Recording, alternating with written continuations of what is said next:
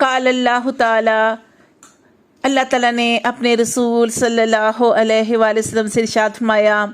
وَإِذَا سَأَلَكَ عِبَادِي أَنِّي، کہ اے محمد صلی اللہ علیہ وآلہ وسلم جب لوگ آپ سے میرے بارے میں سوال کریں، فَإِنِّي قریب، تو کہہ دیجئے کہ میں قریب ہوں،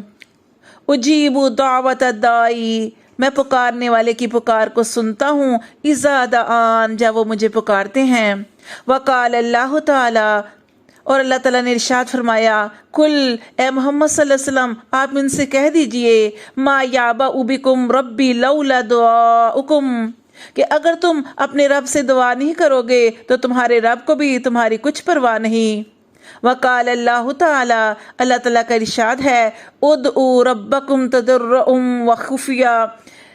کہ اے لوگو اپنے رب سے گڑ گڑا کر اور چپکے چپکے دعا کیا کرو۔ سورۃ اعراف میں اللہ نے فرمایا،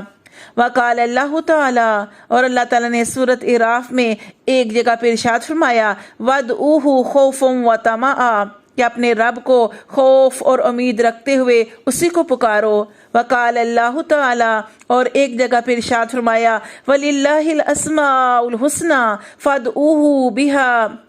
کہ سارے اللہ کے اچھے اچھے نام ہیں، بس انہی ناموں کے ذریعے اللہ تعالیٰ کو پکارو۔ وقال اللہ تعالی، اور ایک جگہ پہ اللہ تعالیٰ نے ارشاد فرمایا سورۃ نمل کے اندر، اَمَّن يُجِيبُ الْمُضْطَرَّ إِذَا دَعَاهُ وَيَكْشِفُ السُّوءَ، کہ بھلا اللہ تعالیٰ کے سوا کون ہے جو بے قرار کی دعا کو قبول کرتا ہے؟ جب کوئی بے قرار اس اللہ کو پکارتا ہے تو وہی ہے جو تکلیف کو، مصیبت کو، پریشانی کو دور کر دیتا ہے۔ وقال اللہ تعالی، اور ایک جگہ پہ اللہ تعالیٰ کا ارشاد ہے، الذین اذا اصابتهم مصیبۃ قالوا ان للہ وانا الیہ راجعون اولئک علیہم صلوات من ربہم ورحمہ واولئک هم المہتدون۔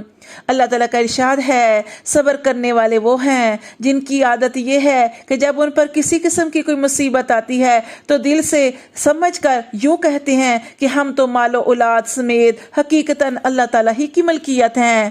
اور مال کے حقیقی کو اپنی چیز میں ہر طرح کا اختیار ہوتا ہے، لہٰذا بندے کو مصیبت میں پریشان ہونے کی ضرورت نہیں، اور ہم سب دنیا سے اللہ تعالیٰ ہی کے پاس جانے والے ہیں، یہاں دنیا کے نقصانوں کا بدلہ وہاں مل کر رہے گا۔ اللہ فرماتے ہیں، یہی وہ لوگ ہیں جن پر ان کے رب کی جانب سے خاص خاص رحمتیں ہیں۔ خاص خاص رحمتوں سے مراد جو صرف انہی پر ہوں گی، اور ان پر عام رحمت بھی ہوگی، اور عام رحمت وہ ہے جو سب پر ہوتی ہے۔ پھر اللہ تعالیٰ نے ارشاد فرمایا، وَأُولَئِكَ هُمُ الْمُهْتَدُونَ، اور یہی لوگ ہیں جو ہدایت کو پانے والے ہیں۔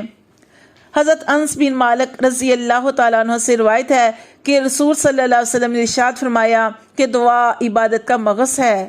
حضرت نعمان بن بشیر رضی اللہ تعالیٰ عنہ فرماتے ہیں کہ میں نے نبی صلی اللہ علیہ وآلہ وسلم کو ارشاد فرماتے ہوئے سنا کہ دعا عبادت ہی ہے۔